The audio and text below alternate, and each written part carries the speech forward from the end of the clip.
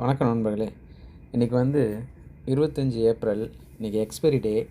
Market வந்து gap down தான் open ஆனிச்சு. முதல்ல நம்ம நேற்று வச்சுருந்த பொசிஷனை பற்றி பேசுவோம். நேற்று வந்து 2 மே 22,150 புட் ஆப்ஷன் வந்து 55 ரூபாய்க்கு விற்று வச்சுருந்தேன், 50 ரூபாய்க்கு. அது வந்து ஓப்பன் பண்ணோடனே கேப் டவுனில் கிட்டத்தட்ட ஒரு 3000 வந்து லாஸில் போச்சு.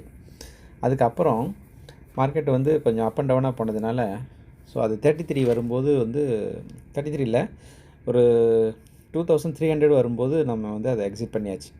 ஏன்னா அது அடுத்த வாரம் உள்ள எக்ஸ்பைரி. ஸோ அதனால் இப்போவே அதை வச்சுக்க வேண்டாம் அப்படின்ட்டு. அதுக்கப்புறம் இன்றைக்கி இன்ட்ராடே வந்து பார்த்திங்கன்னா விக்ஸ் ரொம்ப லோவாக இருந்ததுனால ப்ரீமியம்லாம் ரொம்ப கம்மி. அதனால் வந்து ஒன்றும் பெரிய அளவில் பண்ண முடியல. மேக்ஸிமம் வந்து 30,000 தான் இன்றைக்கி பண்ண முடிஞ்சுது. அதில் நம்ம ஒவ்வொரு ட்ரேடாக பார்ப்போம்.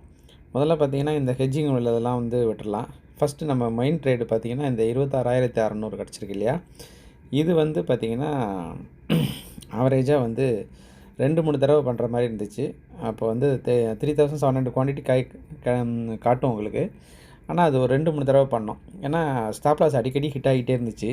அதில் ஒரு டோட்டலாக ஒரு 26,000 ப்ராஃபிட்டு. அப்புறம் 22,350 புட் ஆப்ஷன் வந்து ஒரு 4,000 கிட்ட ப்ராஃபிட் கிடச்சிது. அதுக்கு அடுத்தது லாஸ்ட்டாக பார்த்தீங்கன்னா வந்து உங்களுக்கு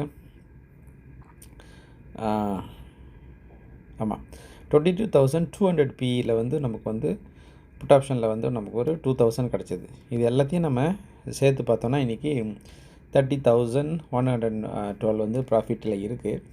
நம்ம புக் பண்ணிட்டோம் எல்லாத்தையும். எந்த பொசிஷனும் இல்லை. ஏன்னா யூஎஸ்லேருந்து வர மார்க்கெட்லேருந்து வர நியூஸ் வந்து ஒன்றும் நல்லா இல்லை.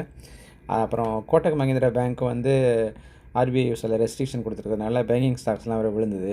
மேபி நாளைக்கு ஃப்ரைடே இருக்கிறதுனால நாளைக்கு மதியானத்துக்கு மேலே தான் பார்க்கணும் எதுவும் பொசிஷன் எடுக்கலாமா என்னென்னு.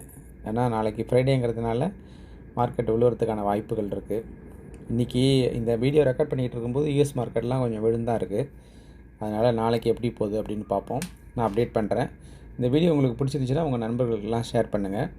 நீங்களும் இதை வந்து பார்த்து இதுலேருந்து கற்றுக்கிறதுக்கு முயற்சி பண்ணுங்கள். ஏதாவது உங்களுக்கு கேள்விகள் இருந்துச்சுன்னா எனக்கு வந்து கமெண்டில் கொடுங்க. நான் வந்து உங்களுக்கு பதில் சொல்கிறேன். மீண்டும் அடுத்த வீடியோவில் சந்திப்போம். நன்றி, வணக்கம்.